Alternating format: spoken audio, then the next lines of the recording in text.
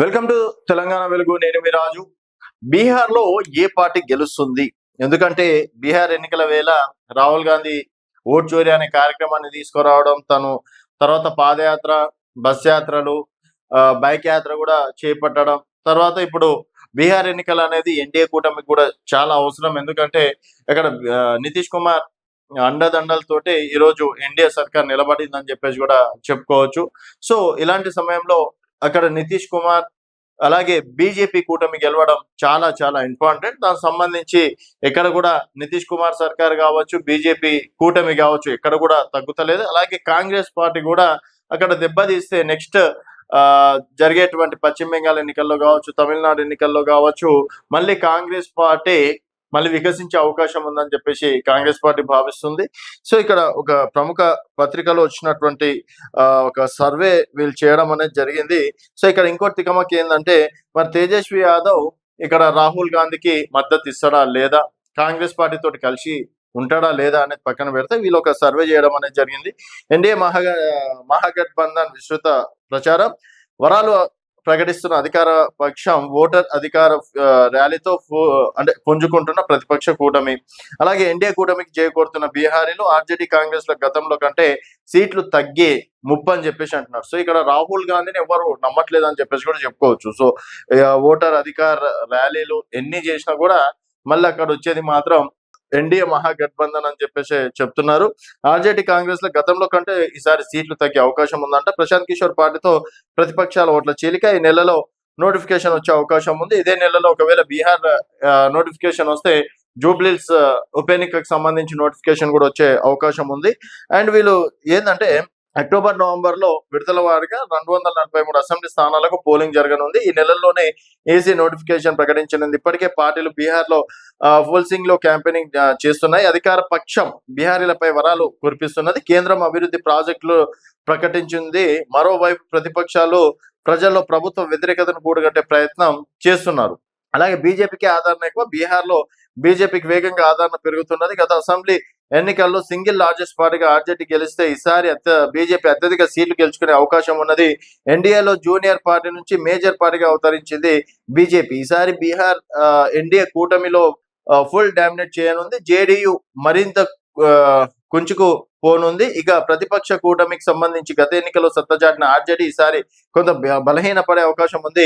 కాంగ్రెస్ కూడా నష్టపోతున్నట్టు times now opinion poll వెల్లడించడం అనేది జరిగింది. సో తేజస్వి యాదవ్ కి ప్రస్తుతం క్రేజ్. ఏ పార్టీ గెలిచినా, ఎన్ని సీట్లు వచ్చినా నితీష్ కుమార్ తన చాకచక్యంతో గోడ దూకే పిల్లిల కూటములు మార్చి సీఎం సీట్ ను అంటబెట్టుకున్నారు. కానీ ఈసారి ఆయనకు అవకాశాలు పలుచనుతున్నాయి. బీజేపీ స్వయంగా అత్యధిక సీట్లు గెలిచే అవకాశం ఉండడంతో బీజేపీ నేతనే సీఎం చేయాలనే అభిప్రాయాలు ఒపీనియన్ పోల్స్ లో వెల్లడైంది. వచ్చే ఎన్నికల్లో ఎన్డీఏ గెలిస్తే నితీష్ కుమార్ నే సీఎం గా చూడాలనుకుంటున్నారా అనే ప్రశ్నకు చాలా మంది కాదని సమాధానం చెప్పారు. బీజేపీ నుంచి సీఎం అవ్వాలని పేర్కొన్నారు. బీజేపీకి ప్రత్యామ్నాయం లేకుంటే నితీష్ ను కొనసాగించడాన్ని కొందరు కోరుకుంటున్నారు అని చెప్పేసి కూడా చెప్తున్నారు. So times now JVC opinion poll ఫలితాలు ఏ విధంగా ఇచ్చింది అనేది ఒకసారి చూసుకున్నట్టయితే, ఇవి రాజకీయ పార్టీలు 2020 ఫలితాలు, 2025 ఒపీనియన్ పోల్ ఈ విధంగా ఉన్నాయి. సో ఇక్కడ బీజేపీకి వచ్చేసి గతంలో 74 స్థానాలు వస్తే ఈసారి 81 స్థానాలు వచ్చే అవకాశం ఉన్నట్టు కూడా తెలుస్తుంది.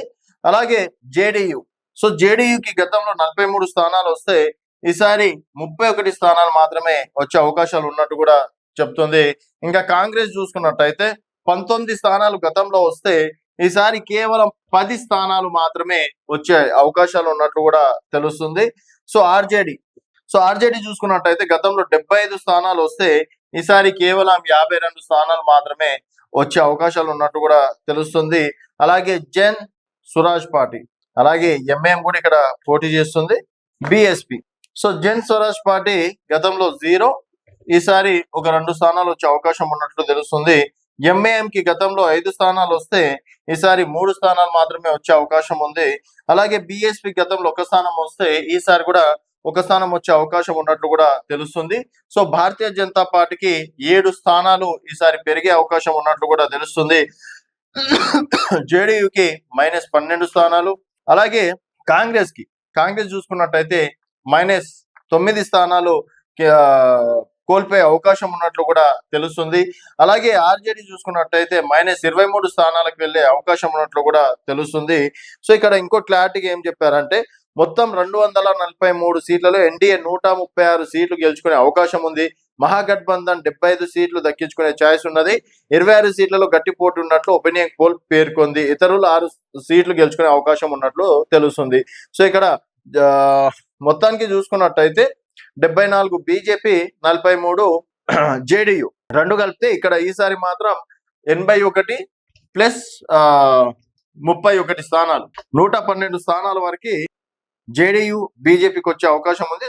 సో ఎన్డీఏ కూటమికి మాత్రం దాదాపుగా 136 స్థానాలు గెలుచుకునే అవకాశం ఉన్నట్లు కూడా వాళ్ళ ఒపీనియన్ పోల్లో చెప్పడం అనేది కూడా జరిగింది. సో జన్ స్వరాజ్ ఫ్యాక్టర్ ఈసారి ప్రశాంత్ కిషోర్ ఒక 2 స్థానాలతోటి బోని కొట్టే అవకాశం ఉన్నట్లు కూడా తెలుస్తుంది. మరి బీహార్ ప్రజలు మరి ఈ సర్వే నిజం చేస్తారా, లేకపోతే ఈ సర్వేలు తారుమారైతాయా? సింగిల్ లార్జెస్ట్ పార్టీగా భారతీయ జనతా పార్టీ ఉంటుందా? ఎన్డీఏ మహాగఠబంధన్ లో ఎంతవరకు ప్రజలు నమ్ముతారు అనేది వేచి చూడాల్సిన విషయం. చూస్తూనే ఉండండి తెలంగాణ వెలుగు.